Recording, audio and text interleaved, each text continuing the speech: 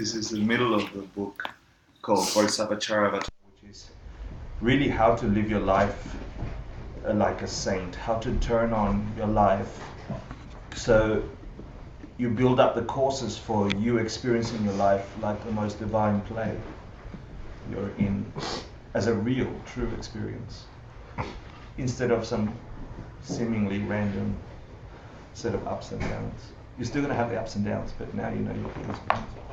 So welcome.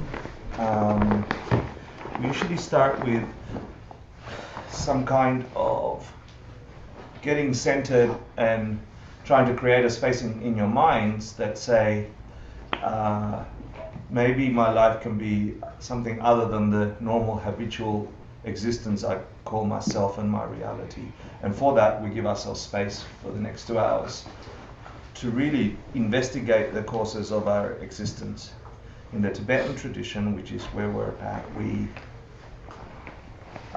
we do a whole bunch of mental exercises to try and get to the heart of ourselves. And the first one is we bribe enlightened beings by offering them the most beautiful mandala, the most perfect universe we can imagine, sensations and colors and shapes and gold and worlds and happiness. And we say, if you exist out there, if I can ever get in contact with that kind of existence, may you see this offering as an opportunity for you to talk to me. And of course, we also know that it is our experience of them talking to us that creates us hearing them. That's a little weird. So we make a little offering, which is huge. And then we realize that by doing this, we actually cause that to occur. So do you want to say? Sashi Bukir Jishin Metotram Nrira Blinshin Yunde Yampari Sangbe Shindu Mite Duvargi Drokun Amda Shinna Shuparsho Idam Guru Ratnamandalakam Niryatayami Sangye Churang Zogi Jodnanda Jamchu Bardu Rakni Gapsuchi Daki Chunyen Gipe Sonanki Drola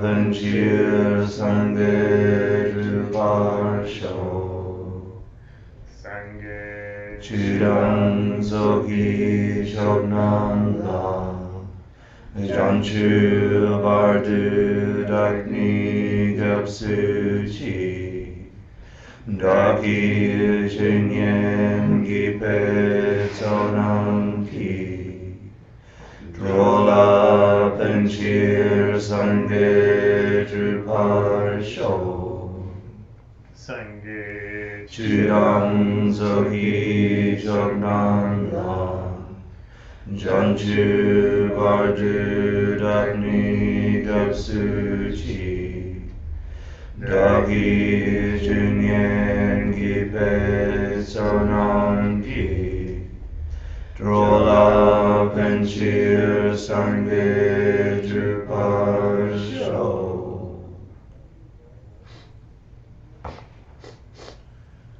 So take a comfortably seated position. We'll do a quick meditation.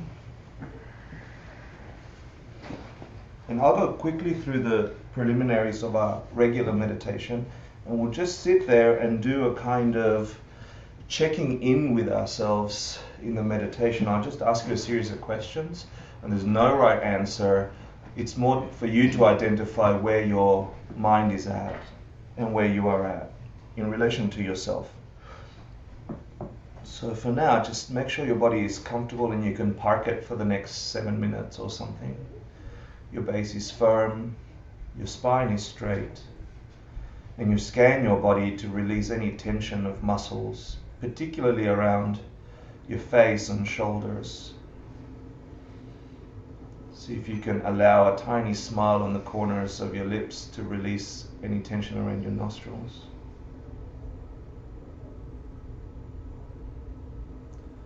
breathing through your nostrils, your brow, your eyes.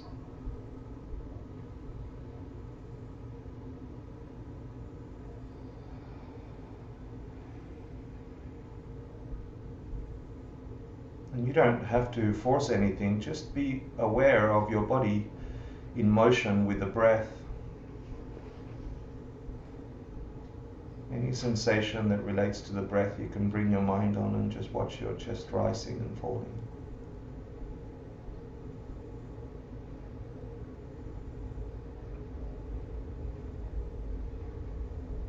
The air through the nostrils, maybe the temperature changes when it's exiting or entering.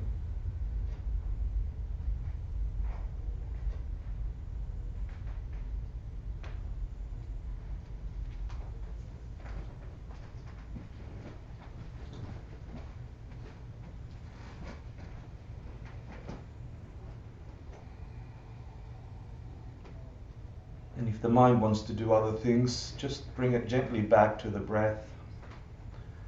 See if now you can focus a little tighter on the breath and just follow it as it exits your nostrils.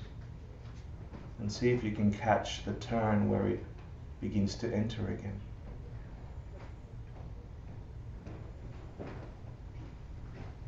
And the turn when it exits again.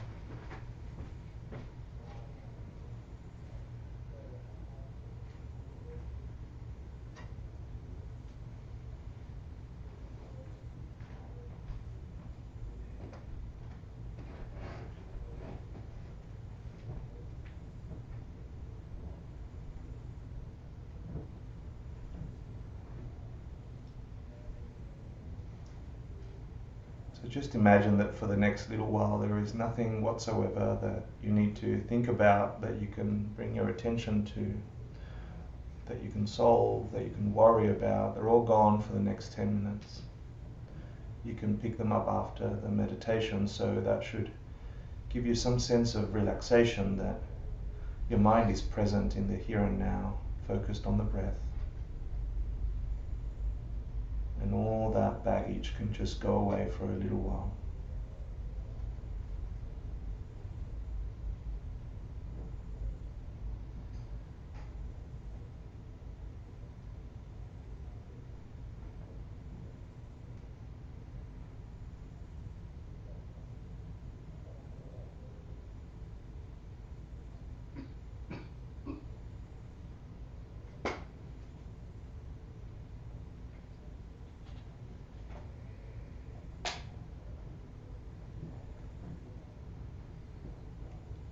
See if you can call in front of you some kind of enlightened being or a person you admire as a teacher, anyone that you're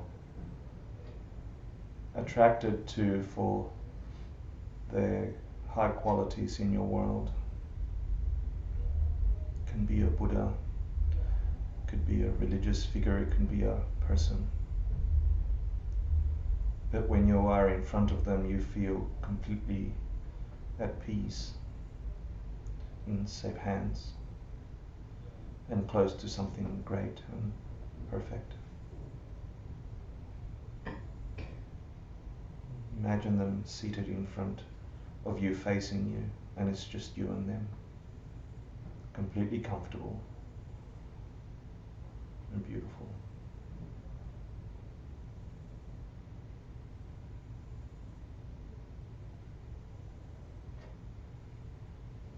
See if you can imagine them as a real person, breathing, and their skin or their complexion slightly brighter than normal, almost radiant.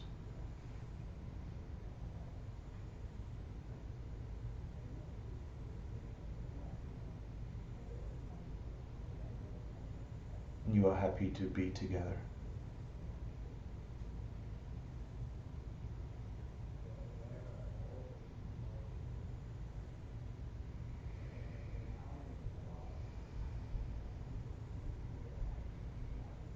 And just think of the thing you admire in them the most beautiful thing about them for you.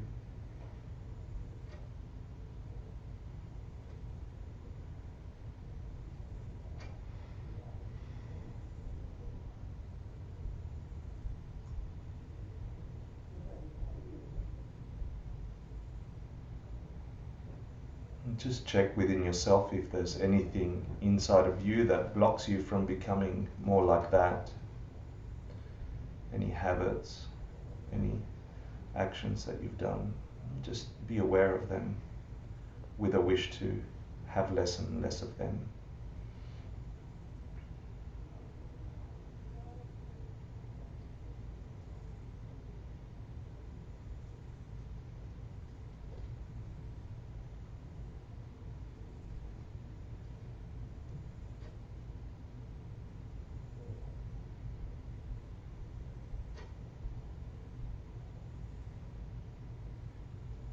And then think if there are any qualities of you that are getting closer and closer to this being you're sitting in front of. Find some concrete examples where you have some qualities that get you close to becoming like them. Some goodness, some kindness in you. See if you can feel happy for having them.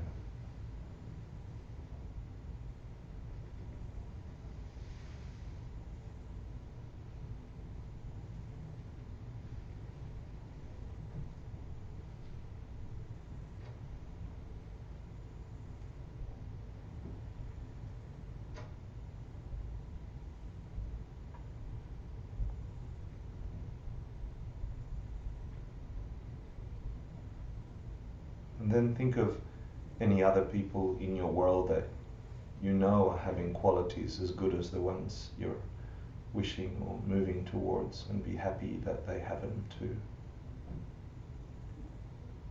Scan your world for goodnesses in the people around you and see if you can feel joy for them having those qualities.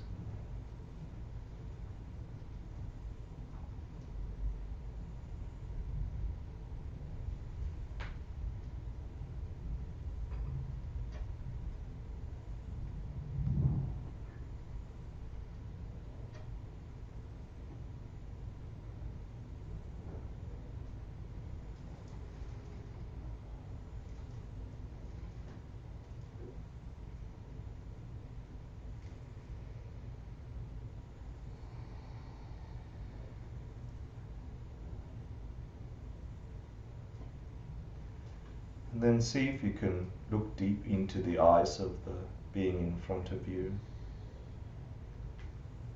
Almost get lost in them.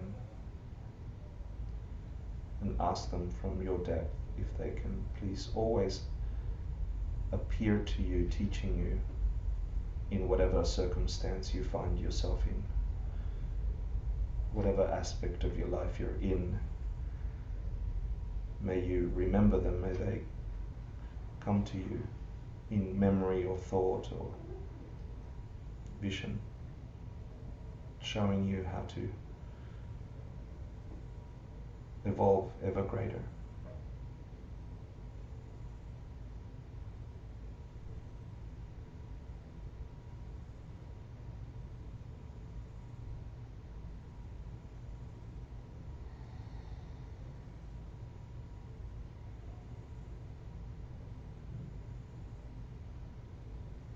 And see if you can imagine a sweet pact between you and them, that they will always stay. Ask them to always stay close.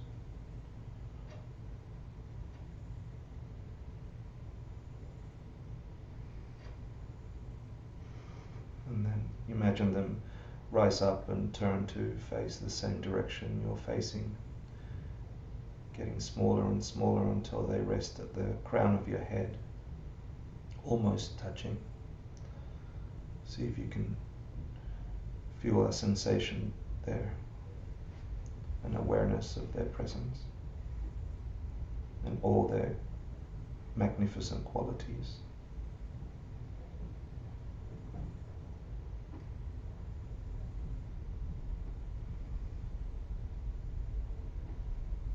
Here you can imagine them radiating with light, and every aspect of their high qualities as the light dripping into you.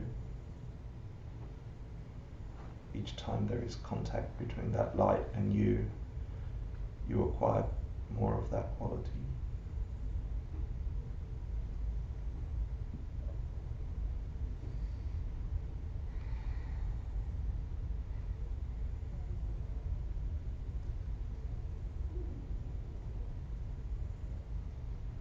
And just keep them there for now, and I'll stay in meditation. And ask yourself, without any preconceived answers, just quite naturally observe what arises for you. Ask yourself who you are. Who are you? Just observe what comes up.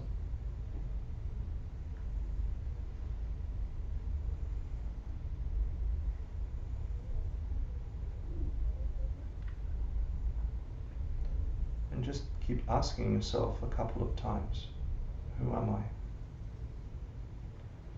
Who are you? And just observe what comes up.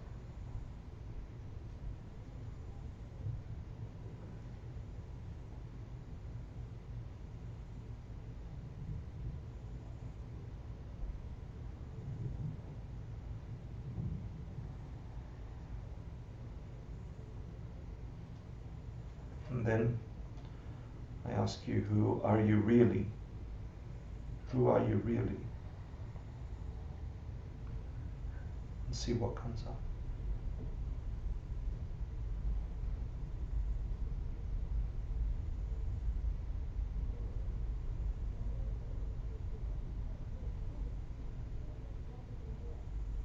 Who are you really?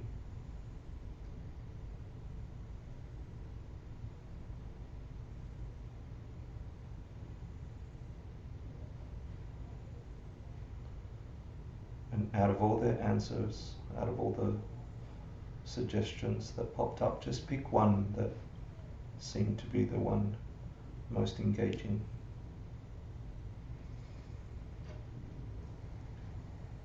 And hold that in front of you.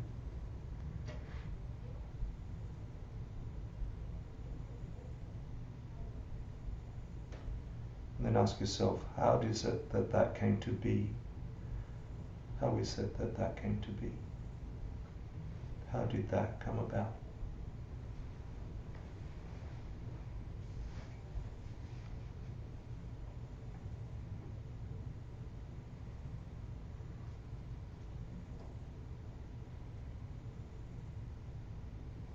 What made this way? And see what answer comes up.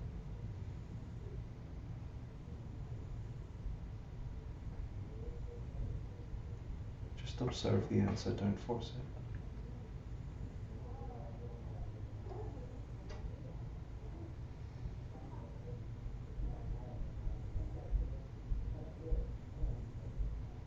How is it that I am this?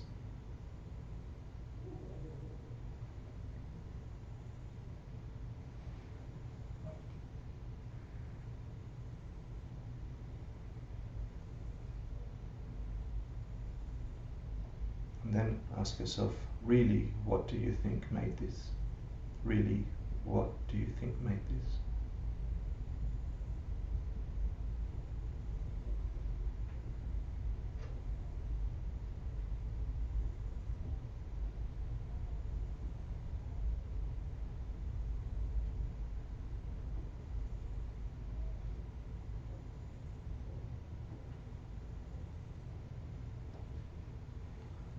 And finally, ask the being at the crown of your head to help you with an answer. And finally ask, what really do I think made this?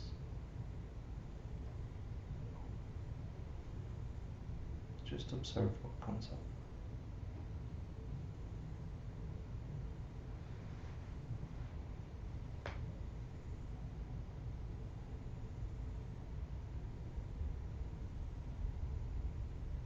Imagine it's like the answers are like things bubbling up from your conscious and subconscious to the surface of your mind, to your conscious.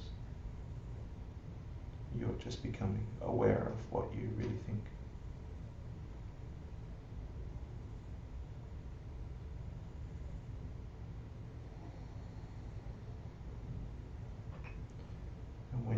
ready, just bring your awareness back to your body.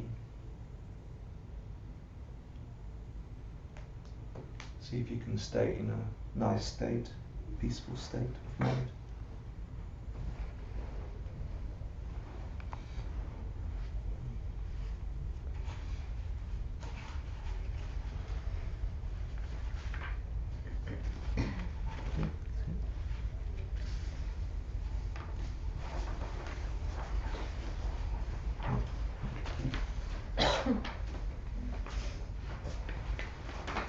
Can you pass this one?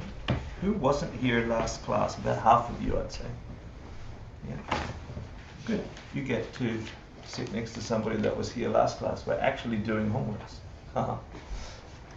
So if you were not here, that's okay. You can sit next to somebody that was here. Who was here last week? 2 people. 1, 2, 3. And if you've done ACI 11, you can put up your hand and you can help the other people. So we've got 10 minutes of actually talking to each other and seeing if you can answer the questions on this piece of paper. Put your name at the top. There's no terrible answer. It's just to make sure that we're getting the stuff we're learning. Thank you. So if you've got a friend, which you do, sit with Jenna and do that. And then feel free to ask each other questions. This is the noisy part of the class. Yeah, you got to talk blah, blah, blah, blah. And Paul, if you could just help someone else that wasn't here. Yeah.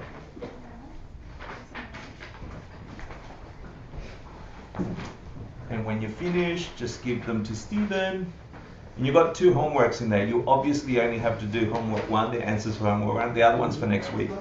So we can do this part quicker. Does anybody need one? No. Hey, do you have 1 or 2? I have 2. And then the other, do you have 1 sheet or 2 sheets? And we have. Oh wait, did you hand out both? Yeah, both 1 and 2. Oh. Oh, okay. Who needs homework 1? You don't have enough. That's okay. We only the people that have been here a long time don't have to. They can help some. Okay, I have 1. That's what I'm saying. I have 1. Okay. So then, who wants to share their homework? If you have homework 2, you don't have to do homework 2.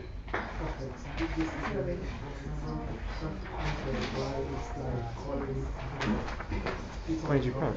10 each. Do you want me to go print more? No, just get the old students not to do homework 1 and get the new people to do it. Yeah, and then you guys do 1 the next week. You have 1 or 2 there? I have 1. Great. Can I just look at the So question? maybe help somebody that doesn't have 1. Can I just look at the question? I don't have homework 1. I have homework 1. So no. Here, Jenna, do you want to give it to her? Okay, I'm just doing homework 1 and we get that one. We can all do it together, Jenna. We can all do it together. Mixing it up.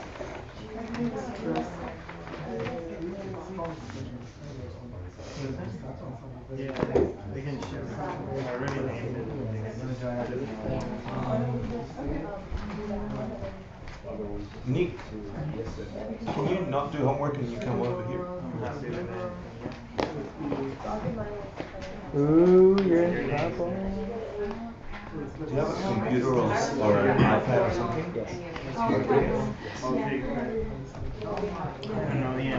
Did you get Trevor to do it?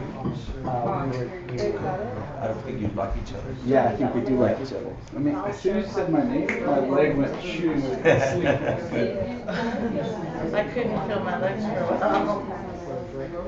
How was the meditation? That one just now. Is that okay? Cool. Thank you.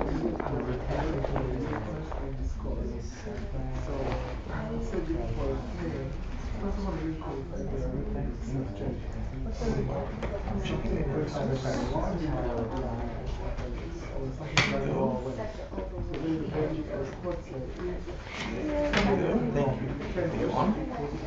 Yeah. I want you to go to read and then I'm going to ask you to read out loud the contemplation. I heard you won, but is it one? There's about 5 contemplations or something.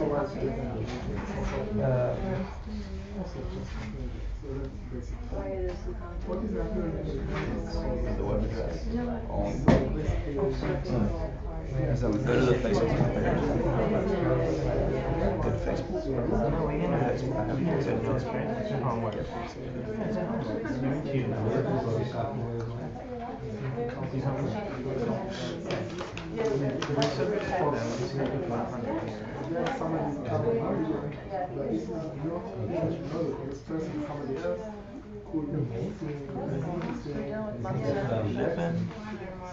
Then you scroll down, almost as I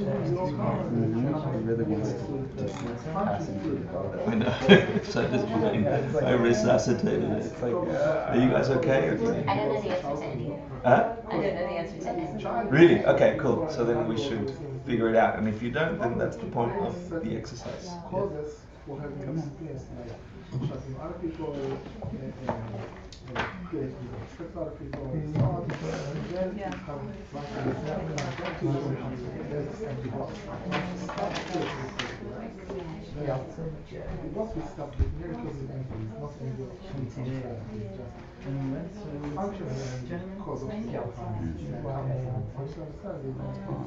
Stephen, which one is Gyal subject? He sits on the left. Does he? On that, like, he's on the left. He's the one on the left. He's the one on Tsongkapa's right. Yeah, cool. Who's the other one? This is Jack. Huh? Who? Yeah. Who's that one? That's Gyal subject. And who's that one? Rachel? Also has a J at the end. Is that the Dalai Lama? No. Atisha's J? No. Atisha student? Kedru J. Yeah, Kendra Gyaltsen J. That's J? Atisha student. Oh, okay, sorry. This lovely woman would like to know if there will be more meditation. No, after this, no, this is it. So from here, we just do storytelling. Right, yes. I mean, it's my first time and I came from meditation. Oh, I That's see. really good intro. There's meditation in that. Meditation in the Oh, so it's in the other class. No problem. Thanks for popping in. Yeah. I don't think that. If pointed at a bodhisattva, Yeah. sure. I'm listening. Come on, you can do it.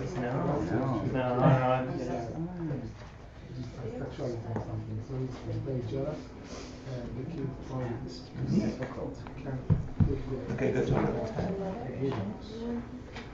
And go ACI Dharma book. ACI Dharma. As a direct, what we just directly. Are you?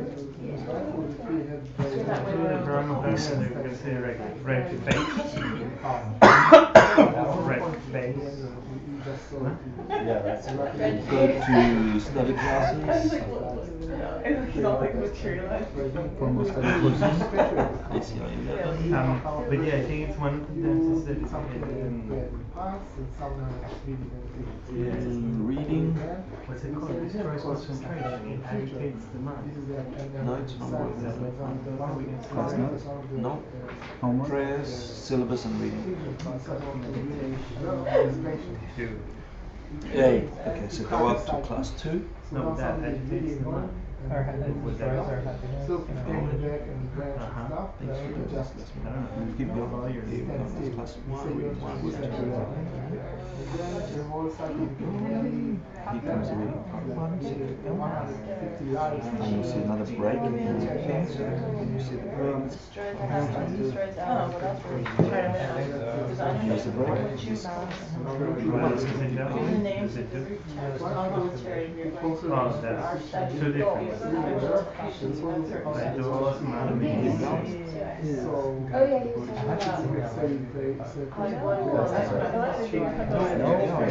That's it. Okay, let's read it. And here's contemplation 7. Keep doing that. You don't read the Tibetan. I don't want you to read the Who Tibetan. from memory the line that describes the meaning? So try not to. Read the nice to see. Read the English until it's finished. That one, and that one, and then that's it. In a row. Yeah, all together. Sorry, my handwriting is And then so after that, you'll go to the next one, which will be Here, I'm contemplation. gonna. Which is there, and do the same. Right in a row. Until the leisure finishes and you see it, it'll come to a ignorant. there, yeah? I'm right. And the Contemplation. usefulness of this. And then go to the next contemplation. All of this, word for word. Without subtitles, you'd sit there and go, okay, we're doing it. Describe the principal Based on- problem of anger that we cannot see directly. Wow. I think that is to do with like the immediate cause of anger is. Cool. I don't know. And you can do it from over there. Incorrect. Who needs more time? Everyone's finished? No, you need more time. Good. Well, we need like an hour for class for this. Yeah, I'll redo Nat's class again. I can just there's someone 5 more minutes. Describe two, but I don't know that. I'm okay. What is the antidote to Hey, how are you? It's nice to see you. I missed you. Yeah, liked your post. Quote from memory the lines to describe Facebook, the I think, because you went to Daniel's last class. That Oh, we yeah. can develop patience even though actually it's this is so. good. She's a good teacher. She's an amazing teacher. How can you But we're just reviewing class 1 and What's then the we're going logic? to go into class 2. We haven't started yet. What is So the everyone- answer that can prevent this problem? I've run out of things. Let's finish. Yeah, sorry. It means I'll bring more next class. it means Are there interrelationships there? But maybe go hang out with them because it's just people discussing the answers, just to get into the rhythm of things.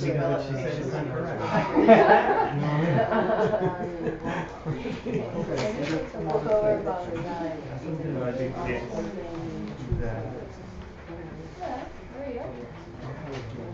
Relate and explain the example used to demonstrate what patience is. Well, that patience doesn't come from the suffering. Do you remember? Suffering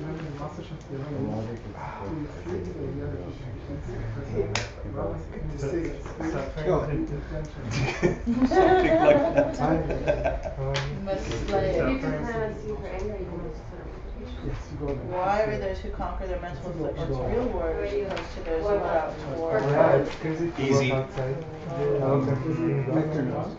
Yeah, because I think the answer is In general, there are three types of patience, namely described in the answer to everything Easy. is empty. Yeah. But how do you say that? One's So like the idea that if it, because turning it into the path, the patience that got that flavor to it, whatever she happens to be. inherent in nature. No, that's the previous course. I mean, Yeah. that would be my dumb answer. The 3 types of that's them at the end really Feeling quickly. that One is that turns it into the path. so it's The other is the patience that you need for Dharma practice, like the patience, the only patience that about studying Dharma. And the other one, there's no real good translation except, just as much. I don't know, I think it is I don't give a shit patience, which is, doesn't matter what negativity comes from me, I'm not letting you destroy my joy. So it's like this almost fearless The anger or the patience that says nothing's going to destroy, nothing's going to get in the way of my happiness, which is an awesome The patience. suffering doesn't come from Yeah, I need suffering to itself. do that. Developing patience for it would allow you He'll help to you turn that today. suffering into Yeah, well, because I try so often to try to figure out why I'm seeing that as bothering me to begin with, instead of just saying no. Right, yeah, we get into analysis versus, and you need to, but you do that not when you're getting angry, when in meditation.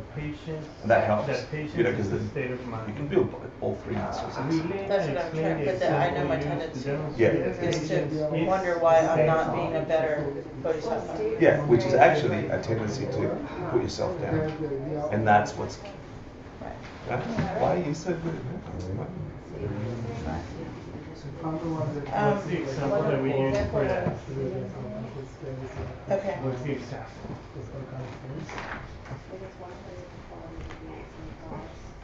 So you know, since we haven't been in this class, you can join us too. Oh, thank you. Okay. Describe the event that you to feel the idea that you can be angry person, almost, and the way you choose to be intentional. So one of the ideas is Come on. Oh, come on, Paul, get out of your comfort zone. That's why I did it, to get everybody not used to the Hector lesson. Come on, play.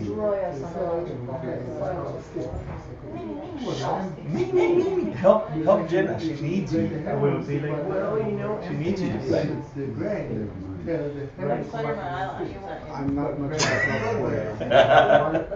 yeah. Plus you don't like Jenna. You said there was Come on. Be nice to her. She needs it. Okay, go ahead. Describe the principal problem of anger that we cannot see directly. Yeah, I'm gonna go get my homework out. You know what's interesting for me is that this language is so different So there's no point. because I'm going from what we do in class. Which is practical and yeah. Right. And this and I'm like, oh okay, my brain needs to like think totally differently. And I didn't want to do homework for What's business. the question you want? Number 2. Principal problem of anger that we cannot see directly is that a single instant of anger focused on the Bodhisattva destroys thousands of years of good karma that we are Correct. and we cannot be sure who around us is. Patience Your refusal to help me was part of your Bodhisattva path. Good patience. Okay, we got that. To take it gladly. Awesome.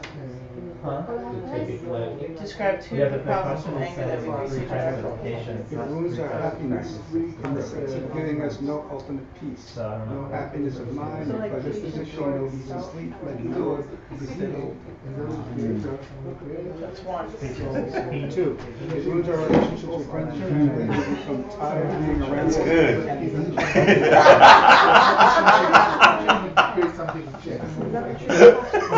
No one's angry. Thanks, Paul. That was beautifully delivered. Okay, 2 minutes, and then whatever you got, you got. What is, okay, quote from memory the lines that describe the immediate cause of anger and the use I don't know, maybe that's. If there's something we can do about it, part of patience with your mother. If there's nothing we can do about it, it's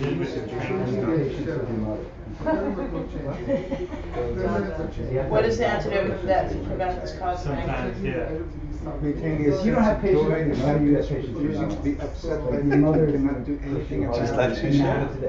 Just like she was showing you. I'm like, oh, I'm patient. I talk to my mom. She's like,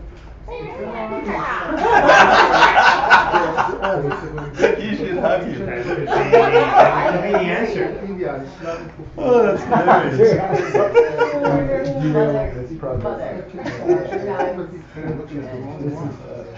You're actually, you said, Yeah, but I don't know exactly how bright red. percent or percent, but yeah. Like it sounds nice. Yeah, your face is. Are you guys ready or not ready? Not ready. But I mean, I'm not being patient anymore. we're not gonna figure it out. Hey, Hector, did you know I'm reading this stuff? Yeah. Yeah, I'm gonna say goodbye to him beforehand. That's awesome. Oh, everything in there is everything that we're doing. Of course. Wow, that's amazing. Yeah. I'd like to borrow them someday, or get these snippets every now and then. That'd be nice. I will. But it's like, I'm like, oh my god, exactly what we're doing. Yes. And what I'm trying to teach to my people.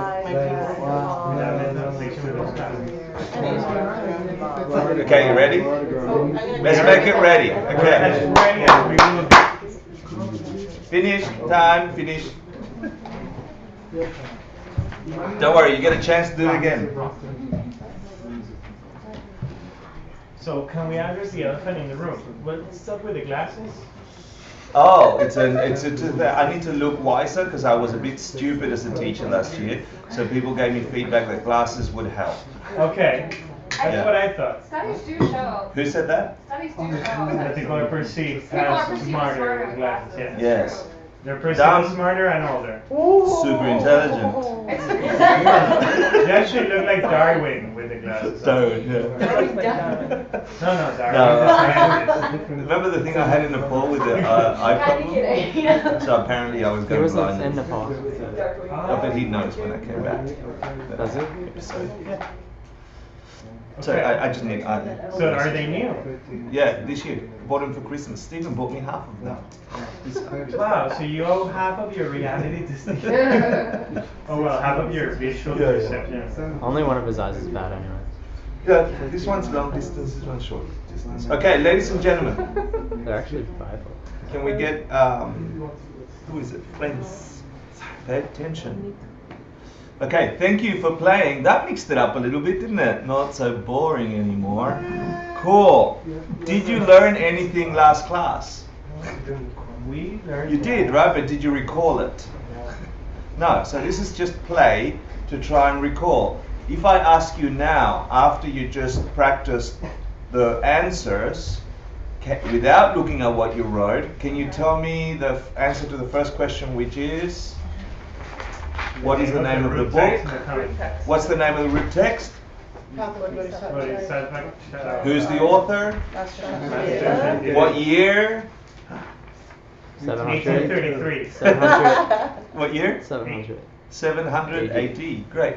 So, if I ask you what's the main commentary? Who wrote it? Yeah. Entry point for the victorious Buddha. Cool. She's reading it. Okay, so let's go for another question. Maybe some of you got there or not. The point of this is, let's go to scriptural reference, right? You're going to get this at the beginning of every course. You just need to know it's an authentic something that we got, not made up along the way. That was actually a piece of work done by enlightened beings and analyzed through by masters of the ages to get us to a point where you can use this information to transform your very life. This gives you a sense of authority. It's like nowadays saying, Dr. such and such, neuroscientist such and such, and you're going to go, oh, really? I don't believe that.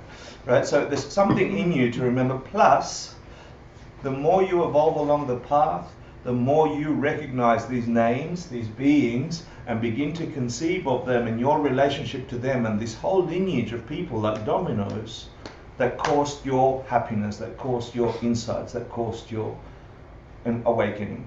There's a profound relationship between us and these things. So yes, you can go, oh, I just did an exam and I remembered Master Shantideva, guilts of Joseph. It's not about that. There's something deeper going on. And if you nurture that, that can really produce a magnificent garden in your consciousness. When you get happy, when you're in retreat, when you're in deep meditation, and you get something that you've been working on for weeks on end, for months on end, and then you remember Master Shantideva said that, all of a sudden, in your subconscious, you are connecting yourself to 1,300 years of masters passing this information on for you to go, oh, I just understood a bit of my reality. And that has power, which in this system, the energy, that karma, that power is what produces a quicker result. The stronger that power, the quicker the result, the stronger the result. So there's much to remembering the name of who wrote this stuff. It's amazing. It's really changing, life-changing, especially when you go deep in meditation. So don't think of it as, oh, just another thing, right?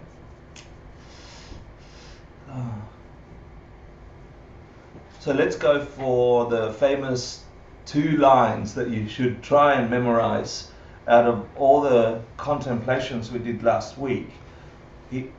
He said that he went through some unseen problems, things that we're not aware of that anger produces. And what is that? What is the problem we cannot see about anger? It destroys eons of good deeds. Yeah, it destroys eons of, like, billions of years of good karma if it's directed at a bodhisattva, they said, right? So, and then we asked, was it metaphorical or is it blah, blah, blah? And if you want to remove the word karma, which is difficult to do in a Buddhist course, an instant of anger, what it does is it destroys your capacity for every goodness that could ripen into a goodness in your current life and in your future experience. It prevents that from coming up. It cuts you off from the result of those. Yeah, and that's what they're saying a sharp, strong instance of anger can, and then they can destroy. This is what we cannot see: eons of positivity that could create a perfect world for you. That the fact that we are growing in a world that things turn to shit, where things go downhill, where things begin to break, where things begin to taste bad, is actually instances of us eroding our negative karma rather than producing the causes for the goodnesses. Yeah? So that's what he was saying in that thing. And then what's the problem that we can see? Is that it two things that we destroys, that anger causes, that we know about and we can see. And they are relationships and your mental happiness, your capacity to who won that one? No, Stephen won. Stephen won Buddhism? Everything. Yeah, he won at least Buddhism. And I'm just doing this off the top of my head. Tell me if there's some that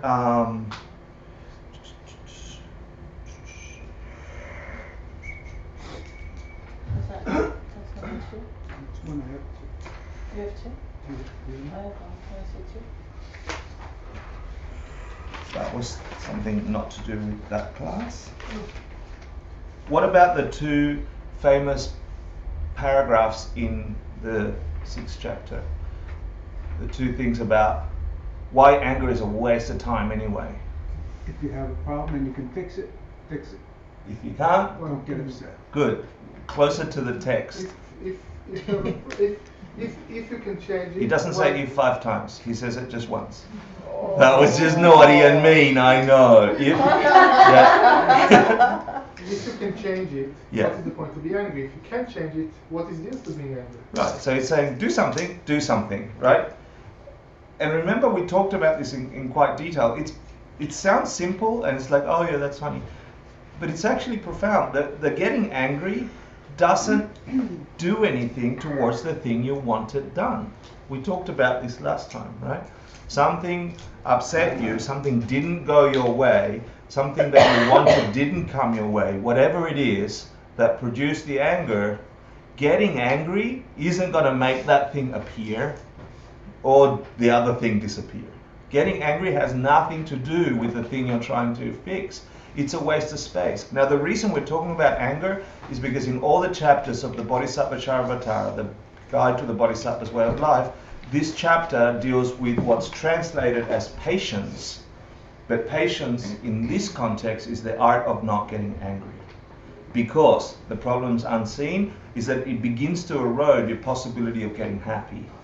And the problem seen is you know that one instant, one moment of getting angry at your lifelong friend, saying just the worst thing to someone you love, can destroy a lifelong relationship in just three words or 5 words or one moment of anger. Yeah, I mean, you see that problem. What else was there that?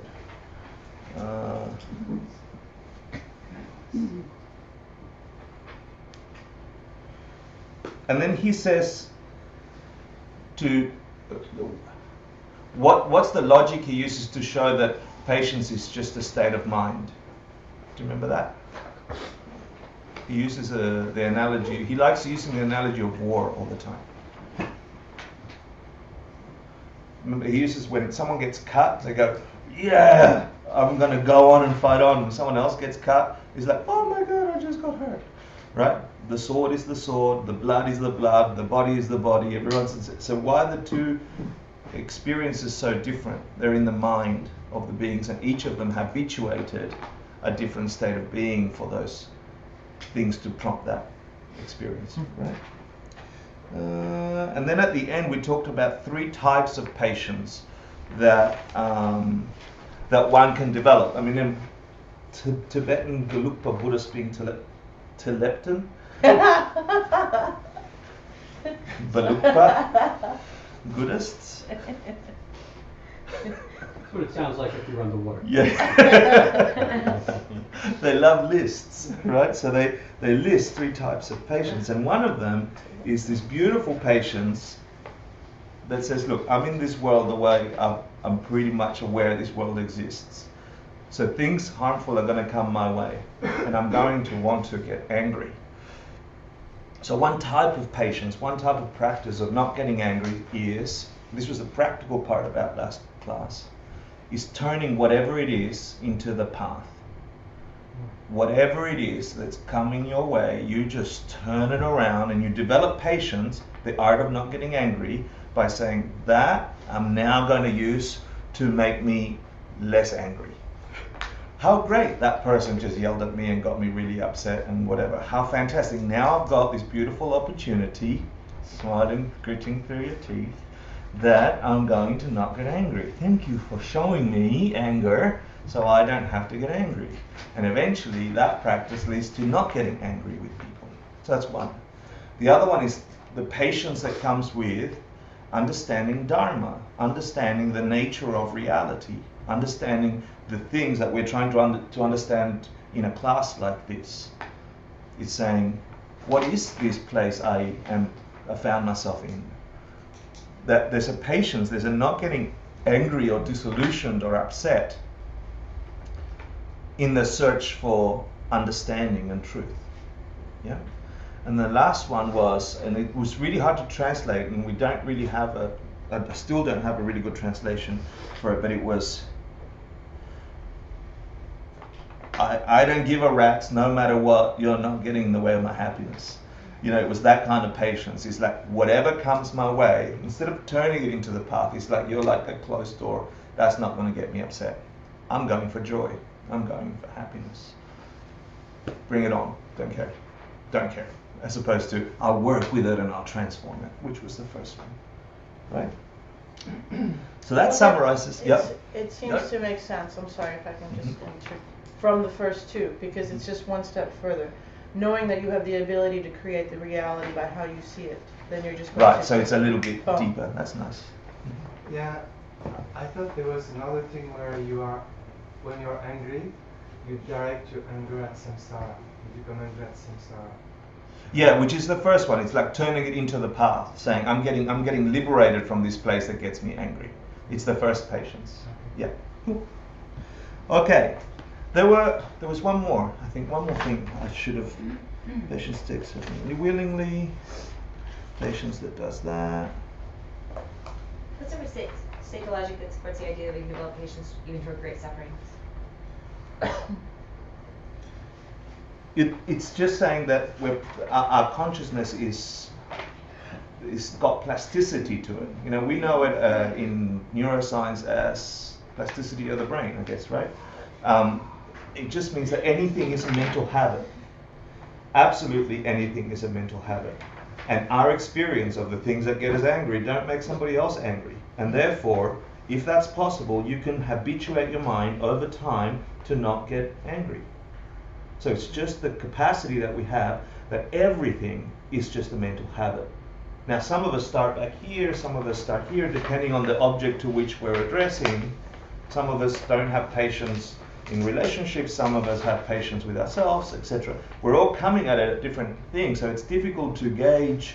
We're not all starting at the same spot because we have different habituations, but everyone has the plasticity of mind, different from brain, yeah? Not the meat consciousness. And that is moldable. Is that a word? Moldable.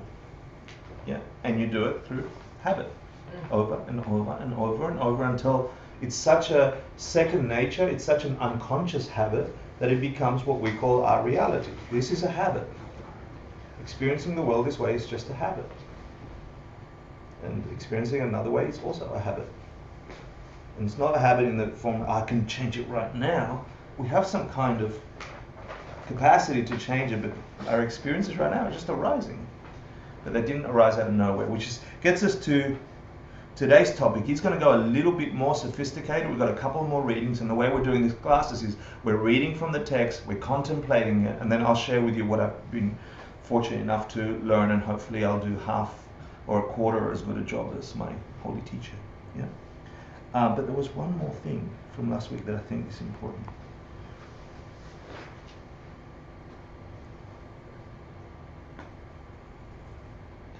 It will come. Okay. So he goes now a little bit more sophisticated into... Oh no, that's right. From last week. What was the thing that fed anger? If anger is such a terrible thing, and we should stop it, because if by getting rid of anger our world can open up, i.e. we're not destroying the causes for us to experience goodness in the unseen, B, we're not destroying our minds and our relationship in the moment to moment.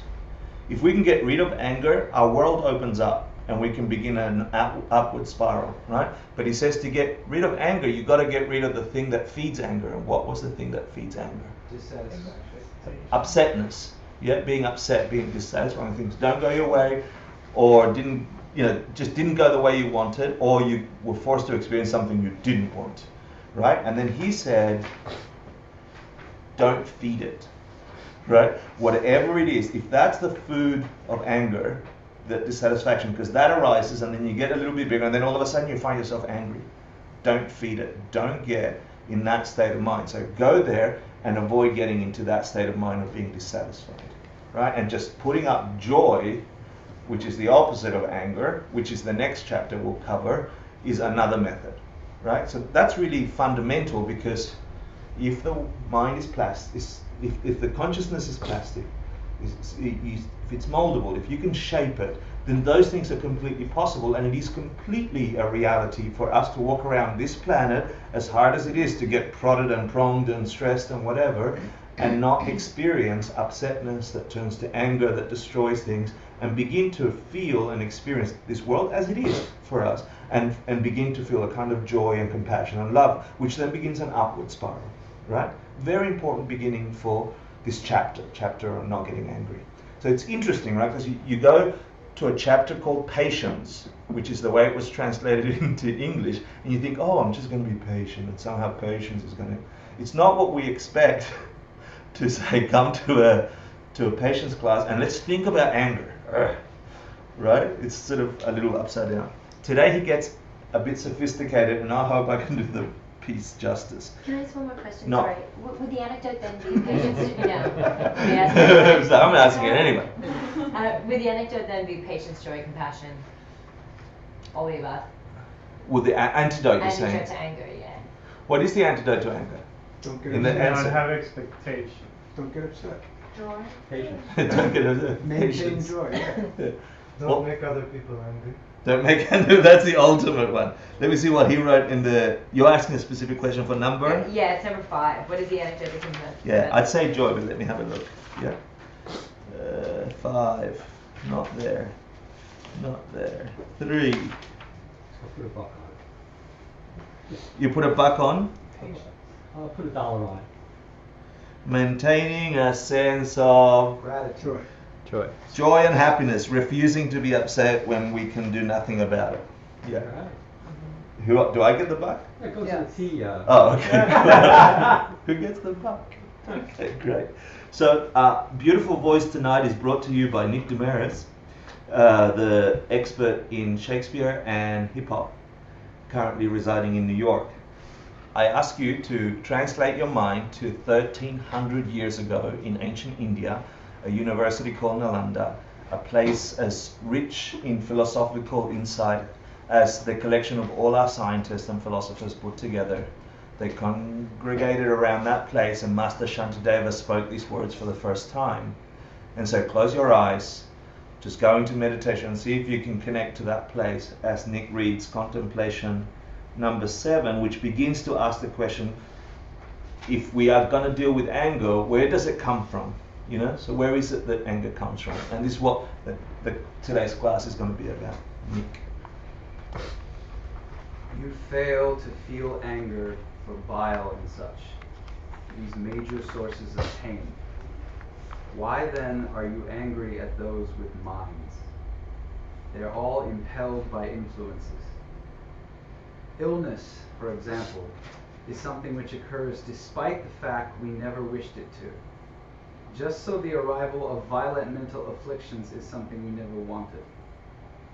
Anger wells up in people despite themselves. No one says, oh, I think I'll get angry now. Anger comes then all the same, and it starts without anyone saying, I think I'll start it now. That's it. Thank you. So just chew on those words for a second. That's Shakespeare's on copper, yeah. That's Master Shantideva. Yeah. Okay, thank you. Return to 2015 and see if you can use those words in our context. In the first paragraph, he says, you fail to feel anger for bile and such. And here the reference is to the 3 elements of Indian and Tibetan medicine, which there's 3 major energies in your body. One is wind or lung, the other one is phlegm and moistness and gooiness, and the other one is phlegm, let me check, and bile, which is what he refers to. Yeah. And so he's saying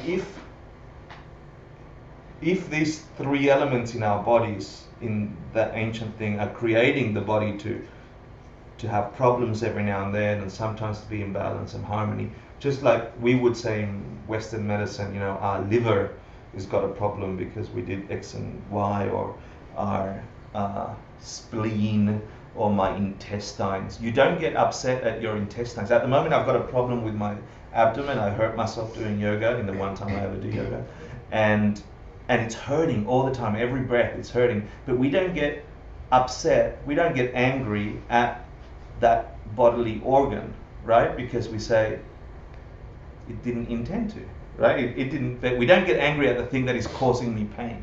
The thing that is causing me pain is my abdomen, right? And it could be you break your foot or something. You don't sit there and go, I broke my foot, I hate my foot, you stupid foot, I wish you was detached from me, I hate you so much. There's no anger at the foot or at the thing that, and yet we use that logic to be angry at the people around us, right? And our objection is, but hold on, they have this free will, they can try and harm me, not like my foot or like my thing, right? And Master Shantideva is saying, you can't say that. People don't wake up in the morning and say, I'm going to make everybody really angry today. I'm going to be angry myself, and then out of anger, I'm going to spit out and vomit out anger towards everybody. They are also driven by causes and conditions. Everything is caused. Those people are caused by their anger at you, their behavior at you in this world is caused by something, and it's their mental affliction, it's their anger. It's like being angry at the source, the thing that made contact with you, which was this person's voice or their actions or something. It's the same as being angry at your liver, right? It's like a stupid argument, he's saying. He's saying, don't be stupid. So, so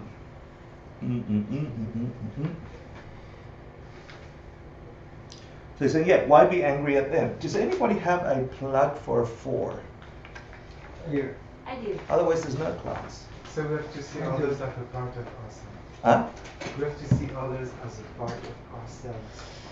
He's getting there slowly, but he's beginning to just systematically cut away at every excuse or every argument we're going to have about being angry. And because we're so used to being angry, because it's one of our most primary afflictions, we are going to come up with every excuse to continue being angry. We're going to say, yes, but I understand that if anger, I understand they say that we shouldn't have anger. Okay, cool. I understand that we shouldn't have anger, etc., etc. But our habituation to have anger is so strong, we're going to keep coming up in our blinded, illusion-filled mind that there's a good cause to have anger. And until we keep that, until we get rid of that, there is no escaping this cycle of suffering.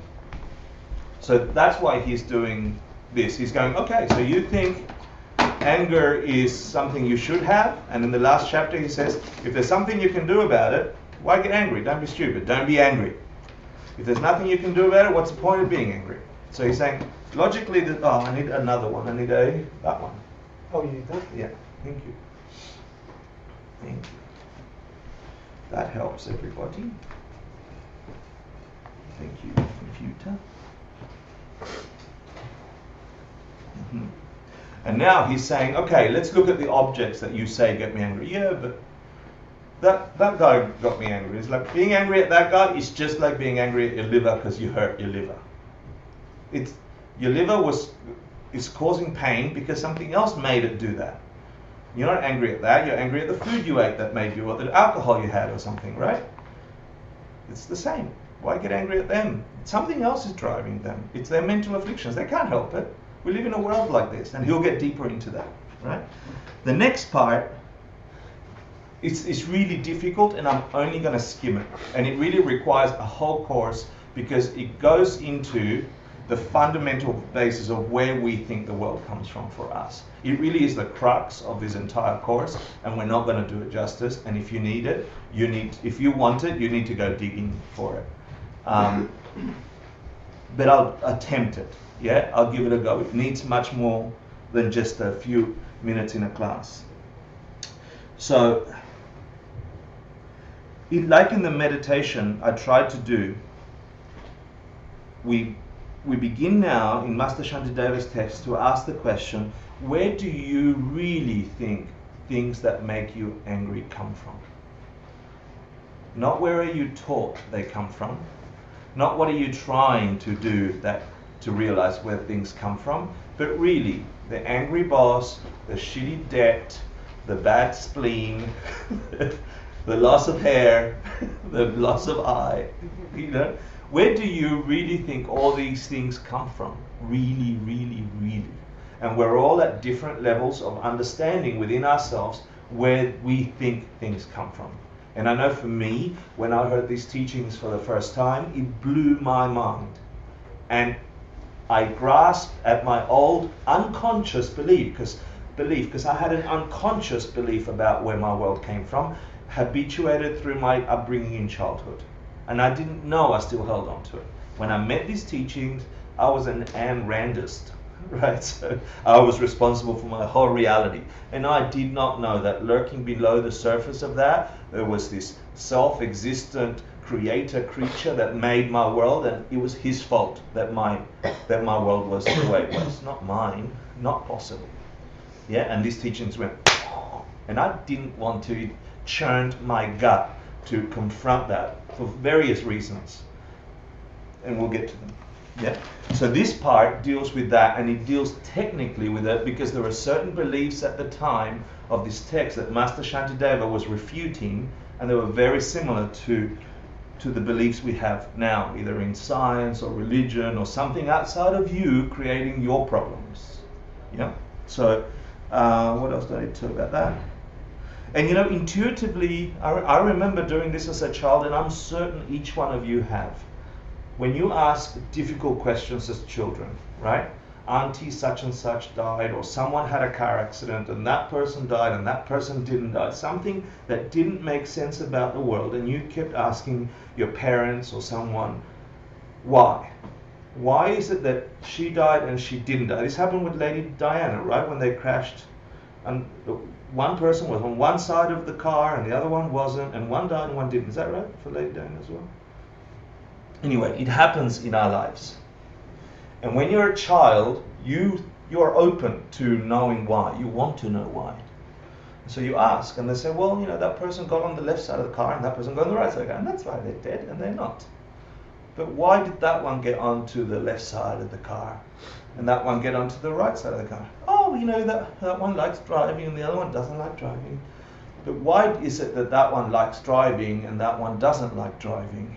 That caused them to sit on the left side of the car and the right side of the car and die. Well, that one just had more of a want to learn to drive, and the other one is shy of driving. Why is it that one is shy of driving, that made them die, and the other one is not shy of driving and didn't make them die? And you know that logic, you ask this all the time, and you stop at some point, because the answer that comes back inevitably from mom or dad or teacher or something is just because. And my mum's wasn't. My mum was bum.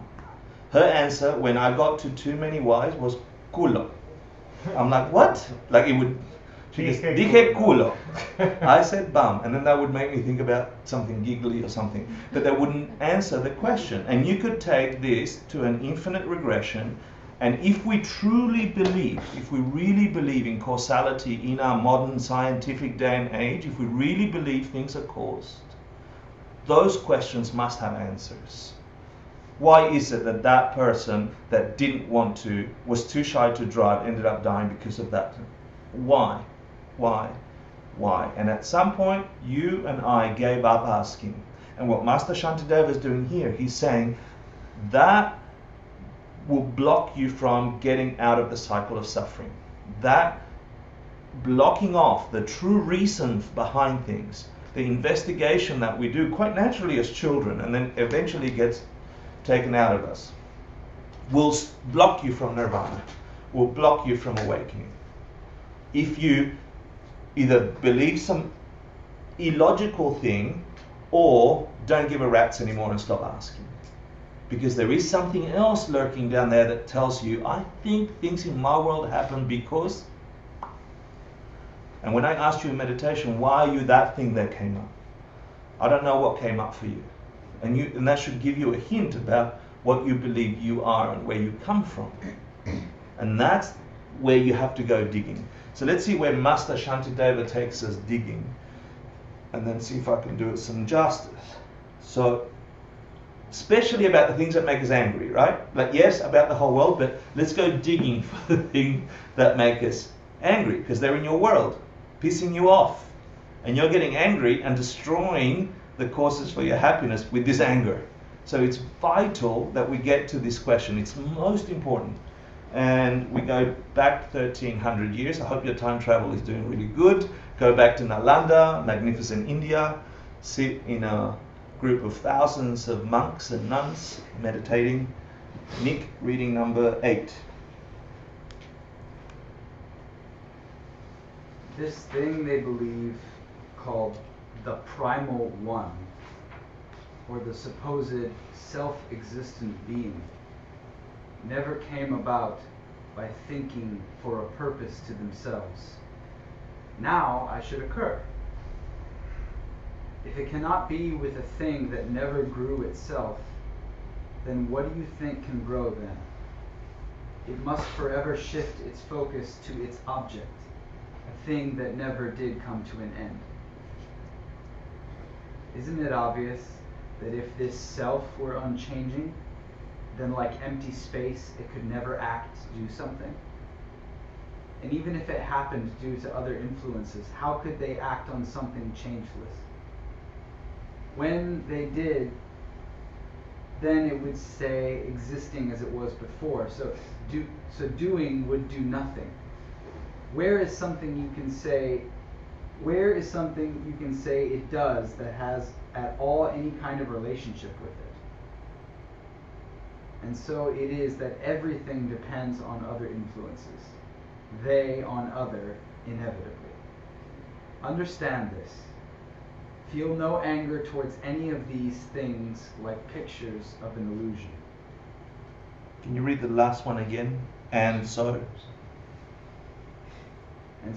it is that everything depends on other influences, they on other inevitably. Understand this. Feel no anger towards any of these things like pictures of an illusion.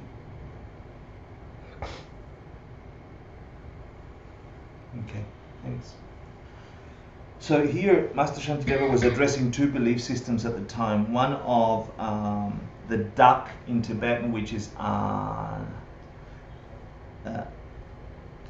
Atman, yeah, Atman, the oneness being, the all-encompassing, self-existent being that was unchanging, produced everything, yeah. And so there was this idea that there was this unchanging being, the creator of all things, the deepest self, if you like, yeah.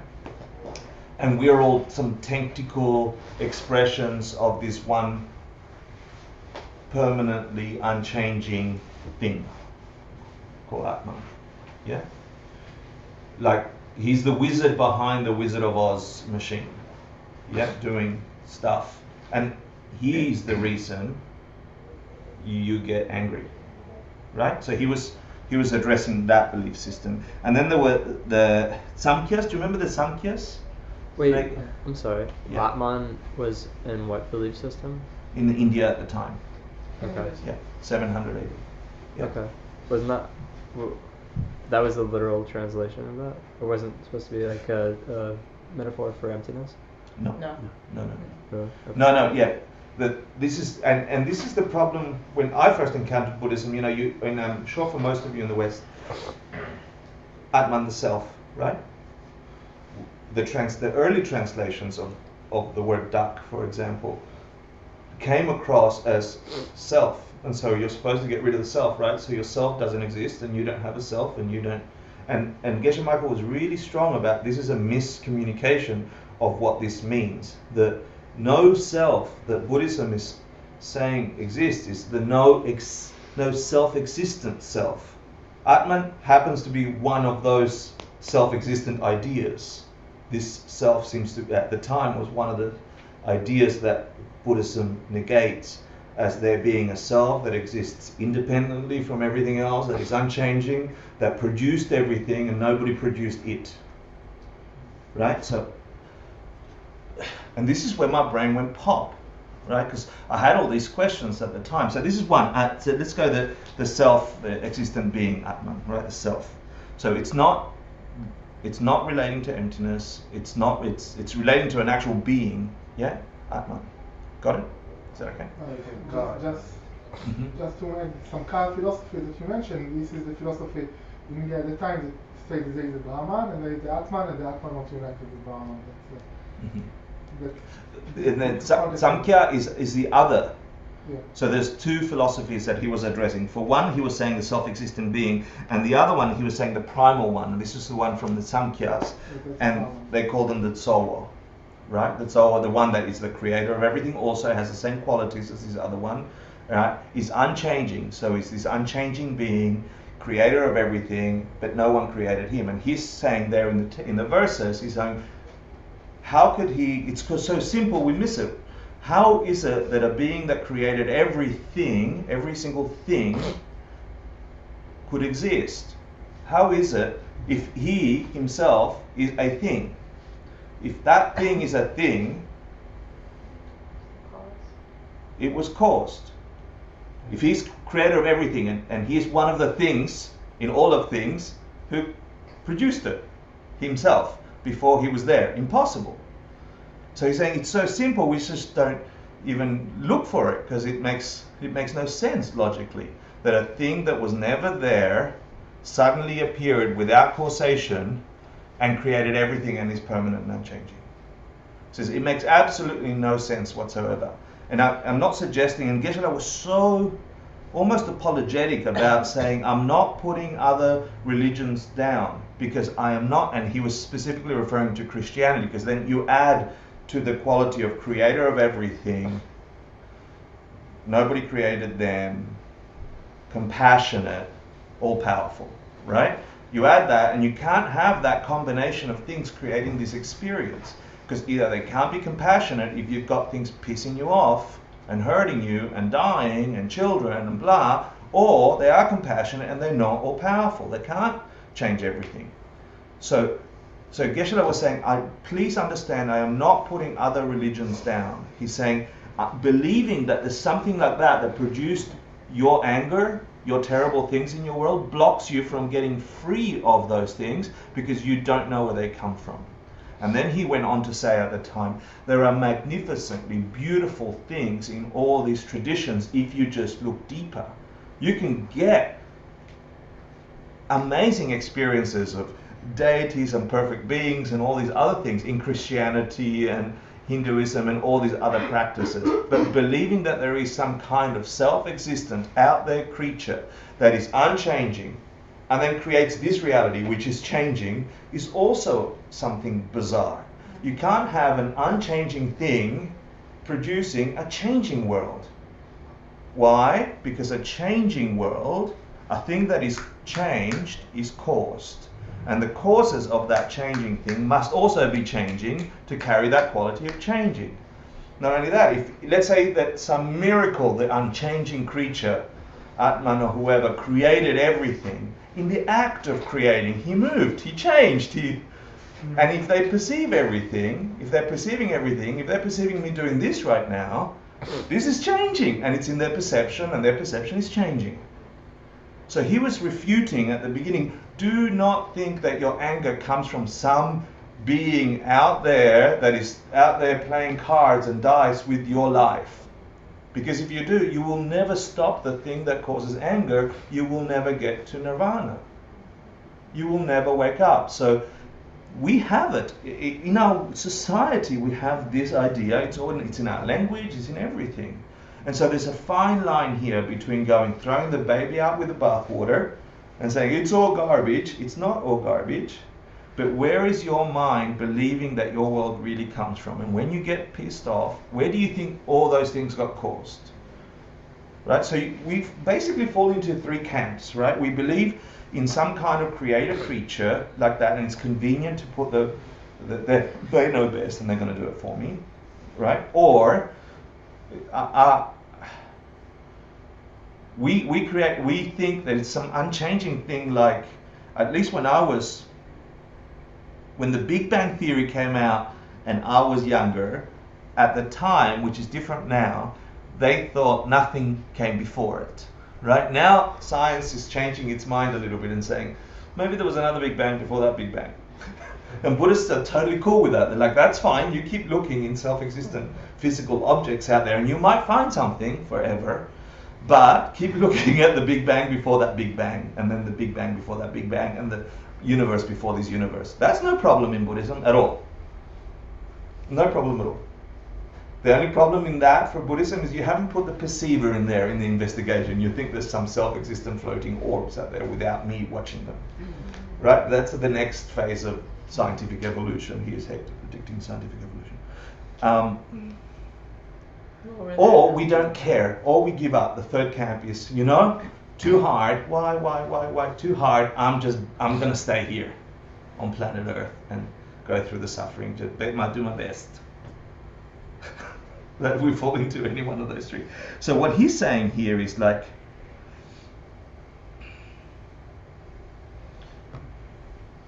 understand where your deep belief system comes from and address that if you want to stop the things that make you angry. And for each one of us, that's slightly different. We did this thing to prove that as a basis, and I won't do it, I'll just tell you it so I can get to the next part. But do you remember Mushi Musum from logic class?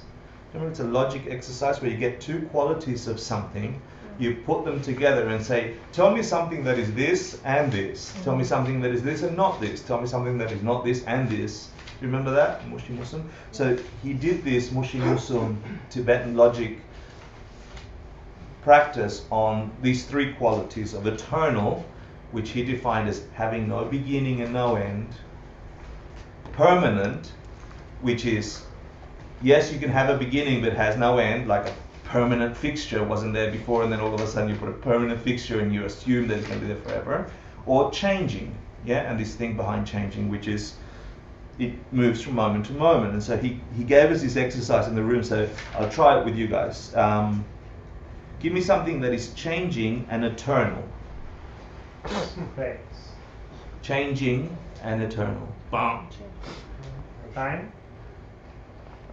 Oh. Not sure about time. That could be. That's interesting.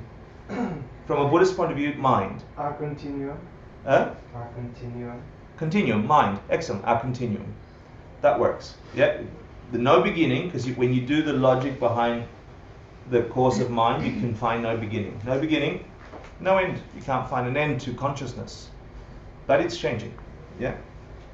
Anything that's eternal, meaning no beginning, no end, and not changing. Now you can say your first answer. Space. Yay! Great.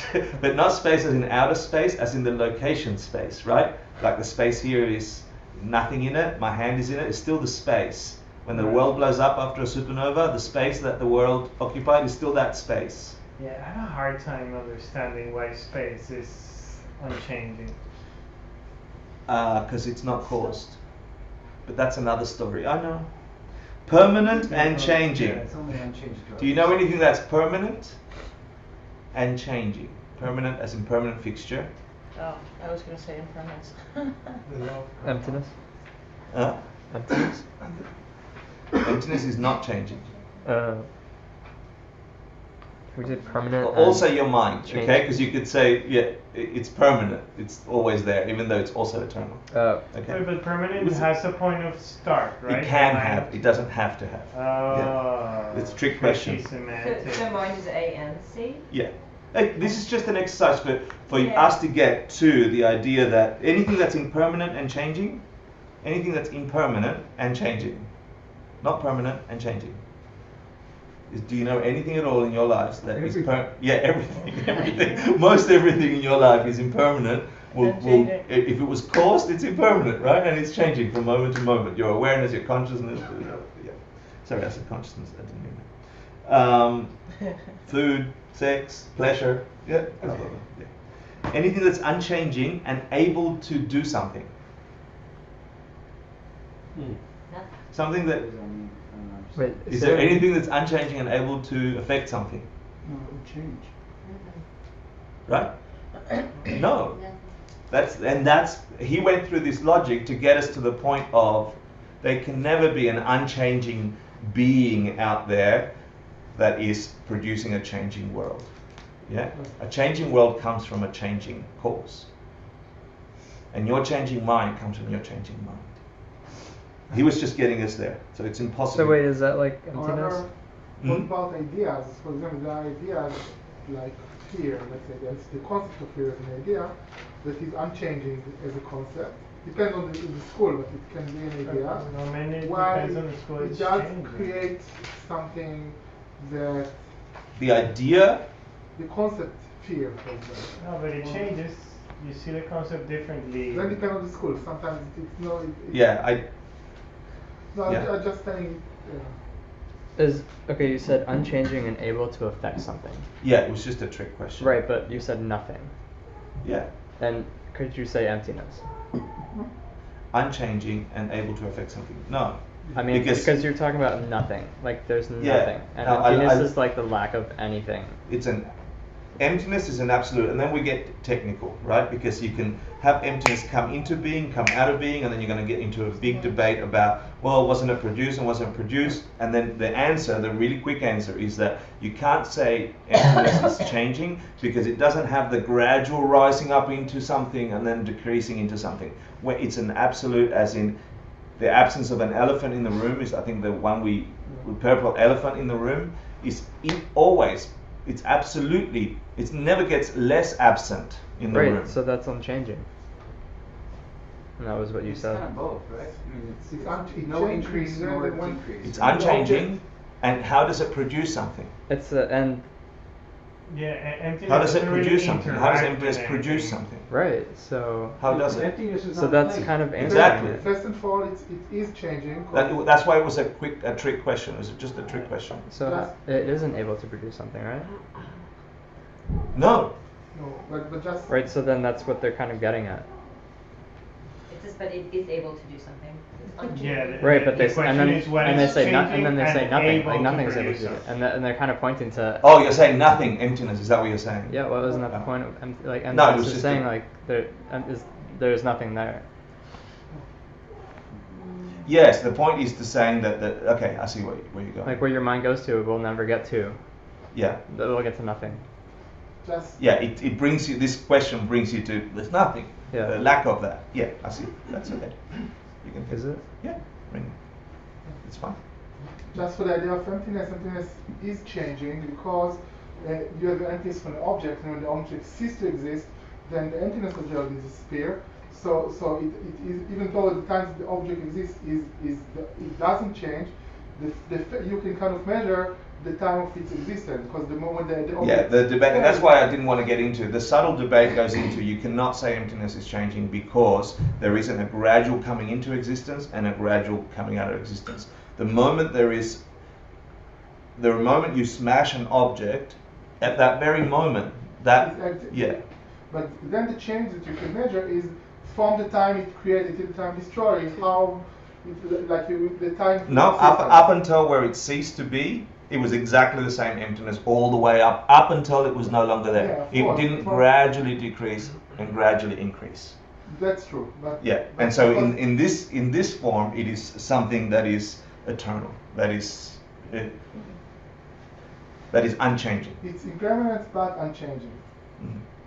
Yeah. All that to get to the point of what is your belief system. You can get to the depth of this. What is your belief system that says this is where my world comes from? Because if you can find the sources of the thing that created the thing that got you upset, you can stop the thing from upsetting you, right? Well, okay, so I know you're like you can think that way, but now I'm like, okay, well then that kind of just proves Atman as a plausible thing. How? What? Because you said Atman was an unchanging thing and it's still able to affect something. And you said that it's okay for me to think that emptiness it works in the same way. No, I thought you meant that this thinking brought you to the idea of emptiness. That's what I thought you meant. Yeah. It just brought you to the idea of, oh, so that doesn't exist, therefore things are empty. I thought that's what you were saying. You're saying, oh, thinking that way leads my mind down the track of saying it's an impossible thing to have an unchanging thing produce a changing thing. Impossible, because as soon as it produces something, it's changing. When your mind comes to that, saying that's an impossibility. And that's the pathway you get to realizing the lack of something existing. Right, maybe I'll have to think about... I thought that's what you were going to. I kind of have to clarify on that myself, but I guess in my mind, emptiness kind of does cause something. Like it causes me to think in certain, like the concept of it kind of. Emptiness can't cause anything. It's not a thing, like he said. It's right, but like thinking about the lack of that thing causes something, right? Yeah, but that thinking is not emptiness. The concept of emptiness. Yeah. Right. Anything else other than emptiness. Don't confuse nothing with emptiness. When you say there's nothing, is nothing. Yeah. Nothing is not emptiness. Emptiness is nothing is a thing. It's a concept of nothing. Yeah.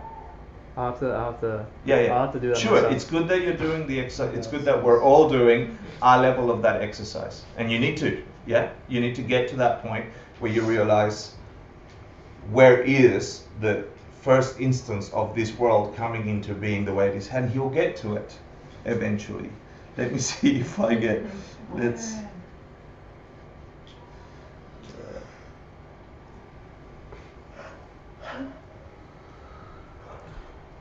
Up until this point, he's going, okay, so if you can't point to an existing creature out there causing a thing, now let's go a little deeper. Now, it won't be deeper psychologically, it'll be more examples. Before we get there, let's take a 4-minute break and be back at 1:15, and then I'll get a few more readings yet to go a little bit deeper. Is that cool? I want to give you a break because that was Eddie. Yeah? Yeah. Enjoy. 4 minutes. Really do 4 minutes, please. Get up, people. I know.